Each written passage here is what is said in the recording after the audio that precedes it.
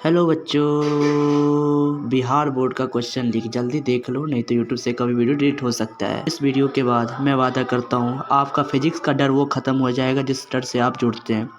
इसके बाद इस चैप्टर से एक भी क्वेश्चन छूटने का मेरी गारंटी, एक भी छूटा तो आप हमें कुछ भी कह सकते हैं आकर। फिजिक्स के इस टॉपिक पर करें काम।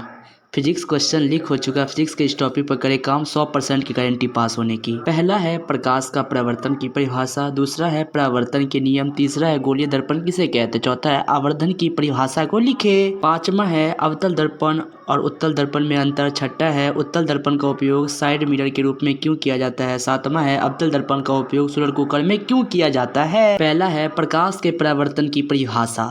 तो उत्तर देखिए, जब प्रकाश की किरण किसी सतह पर आपतित होती है, पुनः टकराने के बाद वापस उसी माध्यम में लौट जाती है, प्रकाश के इस घटना को प्रकाश का परावर्तन कहते हैं। दूसरा है प्रकाश के परावर्तन के नियम को लिखे। परावर्तन में लिखित दो नियम है। पहला है आपतित किरण, परावर्तित किरण तथा आपतन बिंदु पर डाला गया अभिलंब तीनों एक ही तल पर होते हैं। दूसरा है आपतन कोण बराबर परावर्तन कोण। गोलीय दर्पण किसे कहते हैं? गोलीय दर्पण वैसे दर्पण को कहते हैं जिनका परावर्तक सतह किसी खोखले गोले का भाग होता है, वैसे दर्पण को गोलीय दर्पण कहते हैं। उत्तल दर्पण का उपयोग साइड मिरर के रूप में क्यों किया जाता है? उत्तल दर्पण से बना प्रतिबिंब जो होता है वो छोटा, काल्पनिक, सीधा होता है तथा दृष्टि क्षेत्र बहुत व्यापक होता है, जिसके कारण दूर की वस्तु तथा बहुत बड़ा वस्तु प्रतिबिंब स्पष्ट रूप से दिखता है।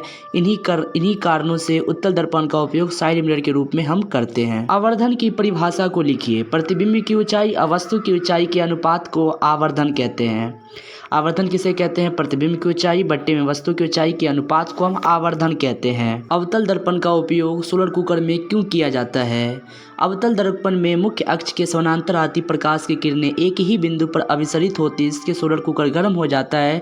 इसी कारण सोलर कुकर में अवतल दर्पण का उपयोग किया जाता है। अवतल दर्पण तथा उत्तल दर्पण में अंतर को बताएं। भैया मैं यहाँ बता नहीं सकता, ये PDF में आपको मिल जाएगा, जो कि मेरे टेलीग्राम या व्हाट्सएप चैनल में आप जुड़ सकते हैं। तो हेलो गाइज, हमारे आप टेलीग्राम या व्हाट्सएप चैनल में आप जुड़ सकते हैं। आप हमारे टेलीग्राम या व्हाट्सएप चैनल में जुड़ सकते हैं, लिंक डिस्क्रिप्शन में मिल जाएगा आप सभी को। आप सभी का वादा करता हूँ जितना भी मैं पढ़ाया हूँ उसका PDF मैं फ्री में दे दूंगा बिना किसी कॉस्ट का। और कुछ चलते हैं, बाय बाय। कल मैं इसी टॉपिक पर वीडियो लाने वाला। आप किस टॉपिक पर वीडियो चाहते हैं कमेंट